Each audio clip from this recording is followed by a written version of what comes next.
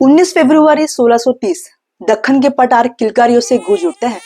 शिवनेरी पर एक बच्चे का जन्म होता है, जिन्हें उनके घर वाले और उनके दोस्त प्यार से शिवबा कहकर पुकारते हैं। श्रीमंत योगी छत्रपति शिवाजी महाराज। छत्रपति शिवाजी महाराज के दादाजी और उनके पिताजी मालोजी भोसले और शहाजी राजे भोसले एक बहुत ही शूरवीर सरदार थे। शहाजी राजे को बीजापुर के सुल्तान ने बेंगलुरु की जागीर दे दी, जिसे उन्होंने एक स्ट्रॉन्ग मिलिट्री और एक एडमिनिस्ट्रेटिव सेंटर बनाया था। अक्सर काम के सिलसिले में शहाजी राजे भोसले घर से बाहर रहा करते थे, तो छोटे शिवाजी महाराज का पालन पोषण उनकी माँ जीजा माता और शहाजी राजे के सबसे बड़े विश्वास पात्र दादोजी कोंडदेव इन्होंने किया था। जीजा माता ने उन्हें धर्म, नीति, युद्ध कला, औरतों और स्वराज्य की भावना सिखाई, और वही दूसरी ओर दादोजी कोंडदेव वो उनके शिक्षक और एक मार्गदर्शक बने रहे। उन्होंने शिवाजी महाराज को युद्ध कला, घुड़सवारी, तलवारबाजी, औरतों और प्रशासनिक नीति यानी कि एडमिनिस्ट्रेटिव पॉलिसी के बारे में समझाया था। शिवाजी महाराज की स्ट्रेंथ थी उनके फोर्ट्स। मैं 16 साल की उम्र में शिवाजी महाराज ने तोरना फोर्ट को अपने कब्जे में ले लिया था,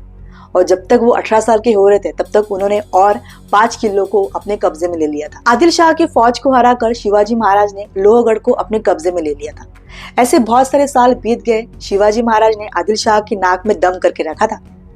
एक बारी क्या हुआ कि आदिल शाह ने अपने मिलिट्री जनरल अफजल खां को भेजा था शिवाजी महाराज को मारने के लिए, ताकि अगर शिवाजी महाराज को मार देंगे तो वो दक्कन का सारा भाग अपने कब्जे में ले लेंगे। तो एक बारी शिवाजी महाराज ने प्रतापगढ़ पर अफजल खां को झांसा देकर बुला लिया था। अपने बगनाक से अफजल खां को मार डाला था। ऐसे में उत्तर में बैठे औरंगजेब, जो कि एक क्रूर शासक है, उन्होंने गद्दी के लिए अपने भाइयों को मार डाला, अपने पिता को कैद में रखा था। उन्होंने अपने मामा शाइस्ता खान को भेजा था 1660 में तकरीबन 1 लाख के फौज के साथ। शाइस्ता खान पुणे आ जाते हैं, लाल महल में ठहरते हैं तकरीबन 3 साल के लिए। उस वक्त शिवाजी महाराज सोचते हैं कि इसे घर में घुसकर मारूंगा। एक बारी रात में वो घर में घुसते हैं और शाइस्ता खान की 3 उंगलियां काट देते हैं, और इस लड़ाई में उनका बेटा मीर जमल खान मर जाता है। ऐसे में शाइस्ता खान और जो मुगल सैनिक होते हैं वो वहां से भाग जाते हैं। फिर आता है 1665 का साल, जब भी औरंगजेब मिर्जा राजे जयसिंह को भेजता है, जो कि एक राजपूत होते हैं, जिनकी फौज शाइस्ता खान से भी बड़ी होती है। वो शिवाजी महाराज के सामने प्रस्ताव रखते हैं कि आपको 23 किले सरेंडर करने होंगे, और तो और दिल्ली में औरंगजेब के दरबार में उनके सामने हाजिर होना पड़ेगा।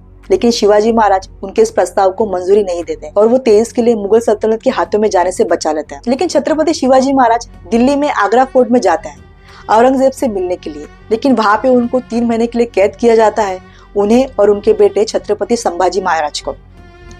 किसी तरह से वो एक फल की टोकरी में खुद को और अपने बच्चे को बचा के वहां से निकल जाते हैं, लेकिन वो सीधा पुणे नहीं आते, वो जाते हैं मथुरा। वहां पे अपनी बच्ची को रखते हैं एक महाराष्ट्रियन पंडित के पास। फिर आता है पुणे, और छत्रपति संभाजी महाराज 1 या 2 महीने में पुणे में लौट आते हैं। ये जो फेज था छत्रपति शिवाजी महाराज के लिए, ये बहुत ही कठिन था, लेकिन उन्होंने बहुत ही साहस करके अपनी सेना को फिर से रिफॉर्म किया। आता है 1670 का साल। उन्होंने फिर से अटैक करके अपने जो सारे किले थे, जो अपने फोर्ट्स थे, वो फिर से हासिल कर लिए। अब आता है 6 जून 1674 का दिन, जहाँ पे उन्होंने अपना कोरोनेशन यानी कि राज्याभिषेक किया था, जहाँ पे उन्होंने अपने हिंदवी स्वराज की स्थापना की थी, जहाँ पे उन्होंने अपने कॉइन्स बनवाए थे, जहाँ पे अष्टप्रधान प्रणाली की स्थापना की थी, जहाँ पे उन्होंने मराठी और संस्कृत भाषा को सबसे पहला दर्जा दिया था। लेकिन कोरोनेशन के महज 11 दिन के बाद जीजा माता का देहांत हो जाता है, यानी कि 17 जून 1674 में। और ये बहुत बड़ा सदमा था छत्रपति शिवाजी महाराज के लिए, क्योंकि जीजा माता उनकी एक अकेली प्रेरणा स्रोत थी। और 1674 के एंड में उनकी तबियत धीरे धीरे बिगड़ने लगी। वो फिजिकली और मेंटली स्ट्रेस में गए थे। 3 अप्रैल 1680 में एक गंभीर बुखार के कारण उनका देहांत हो गया। छत्रपति शिवाजी महाराज के देहांत की खबर जैसे औरंगजेब तक पहुंची थी, तभी उन्होंने कहा था कि या खुदा, जन्नत के दरवाजे खुले रखो, शेर आ रहा है।